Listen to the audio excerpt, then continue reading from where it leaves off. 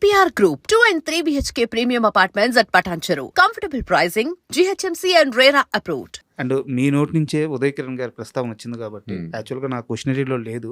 మీరు ఎలాగో ఆయన టాపిక్ తీసుకొచ్చారు కాబట్టి ఉదయ్ కిరణ్ గారితో మీకున్న అనుబంధం ఏంటి? నాకు ఆ రోజే పరిచయం అండి. అంటే వీసా ఇంటర్వ్యూకి వెళ్ళాము, అప్పుడు పరిచయం అయ్యారు.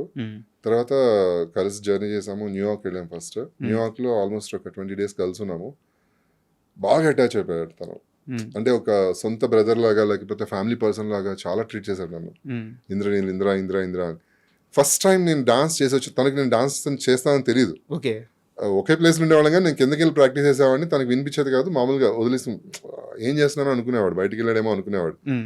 స్టేజ్ మీదకి వచ్చిన తర్వాత, స్టేజ్ మీద చూసిన తర్వాత పర్ఫార్మెన్స్, లిటరల్లీ స్టేజ్ మీదకి వచ్చి మైక్ తీసుకుని ఐఎమ్ జెలస్ అబౌట్ ఇంద్రనీల్ అని చెప్పాడు.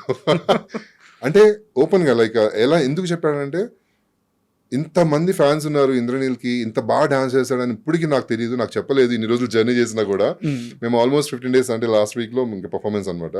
15 days మేము అంతా తిరుగుతున్నాము, సిటీస్ అన్ని కవర్ చేస్తాం, సరదా తిరుగుతున్నాము.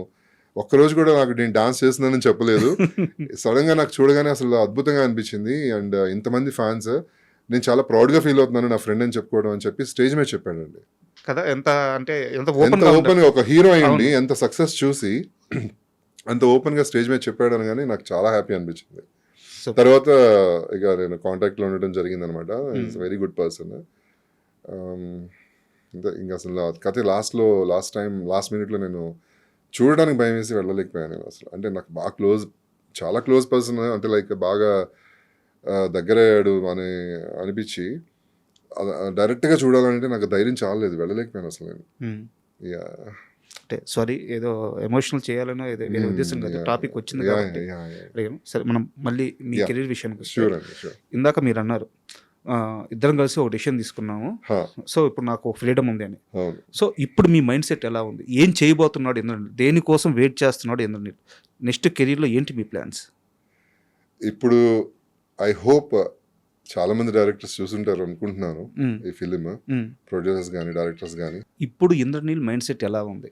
సో దేనికోసం చూస్తున్నారు? సినిమాలు చేయాలనుకుంటున్నారా, లేదంటే సీరియల్స్ మళ్ళీ రీస్టార్ట్ చేయాలనుకుంటున్నారా? ఇవన్నీ కాదు, ఒక కొత్త పాత్రలు వెళ్ళాలనుకుంటున్నారా? అసలు మీ అప్రోచ్ ఎలా ఉండబోతుంది ఇకపైన అప్రోచ్ అంటే, అంటే ఫ్రాంక్లీ స్పీకింగ్ నాకు 2 PROs కాల్ చేశారండి సినిమా చూసిన తర్వాత. డేట్స్ మేము చూసుకుంటాము, మేము మాట్లాడతాము అని చెప్పి. నేను ఇంకా వాళ్ళని ఓన్లీ ఫోన్లోనే మాట్లాడాను, ఇంకా పర్సనల్గా కలవలేదు. కలుద్దామని చెప్పి నేను వెయిట్ చేస్తాను అనమాట. సో నా హోప్ ఏంటంటే, చాలా మంది డైరెక్టర్స్ అండ్ ప్రొడ్యూసర్స్ ఈ సినిమా చూసుండొచ్చు, చూసారు కూడా. వాళ్ళకి ఒక థాట్ ఉంటుంది కదా, ఈ క్యారెక్టర్కి ఇతను బాగుంటాడని. డెఫినెట్గా నన్ను అనుకునే ఛాన్స్ ఉంటుంది. అలాంటి ఆఫర్స్లో ప్రతిదీ కమిట్ అవ్వకుండా నాకు నచ్చింది, అంటే నేను నిజంగా బాగుంటుంది అని నాకు కాన్ఫిడెన్స్ వచ్చినప్పుడు, నేను చేయగలను, ఈ క్యారెక్టర్ అయితే నాకు బాగా హైలైట్ అవుతుంది అనుకున్నప్పుడు ఖచ్చితంగా కమిట్ అవుతాను. సినిమాలు చేయాలని, ఆబ్వియస్లీ మంచి సినిమాలు చేయాలనేది నేను వెయిట్ చేస్తున్నాను అనమాట. అంటే ఇప్పుడు ఫస్ట్ టైం నేను బిగ్ స్క్రీన్లో నన్ను ఎలా చూపించాలో అనేది మా డైరెక్టర్ గారు చూపించారు. అండ్ నేను నా కళ్ళతో నేను చూసుకున్నాను. మొన్న ఒకరు బల్లాల దేవా అని మెసేజ్ ఇచ్చారు. అసలు చూస్తుంటేనే స్క్రీన్ పగలగొట్టుకుని బయటకు వచ్చి మమ్మల్ని చంపేస్తామేమో అనిపించింది. అంత రేంజ్ లో ఉంది క్యారెక్టర్ అది.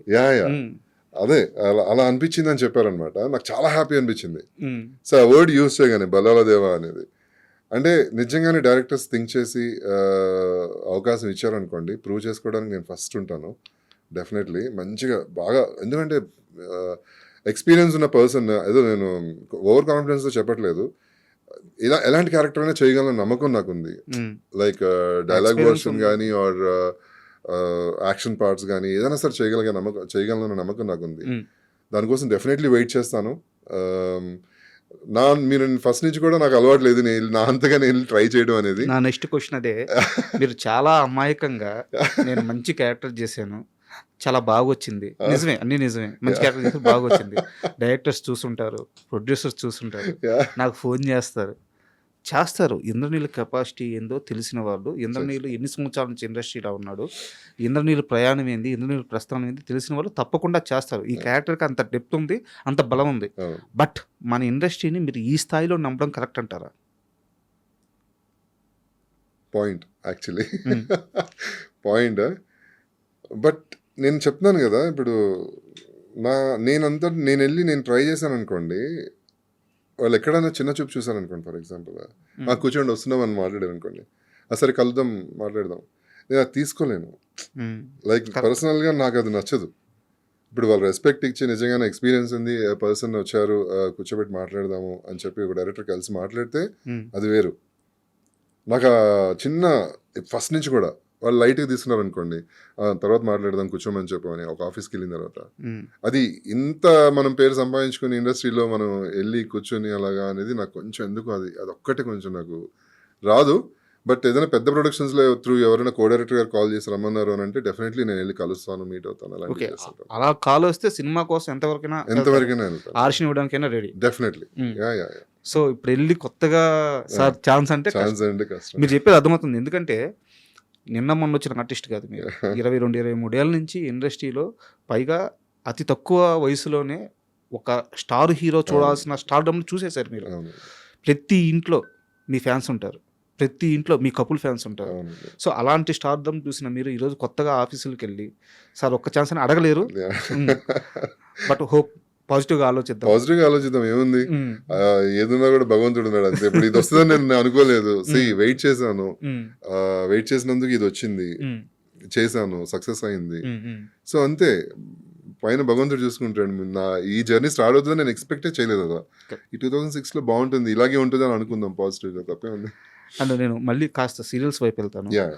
నేను ఒక 2 months బ్యాక్ ఛత్రపతి శేఖర్ అని చెప్పి ఒక ఆర్టిస్ట్ మీకు తెలుసు, ఈజ్ మై సీనియర్ అండి.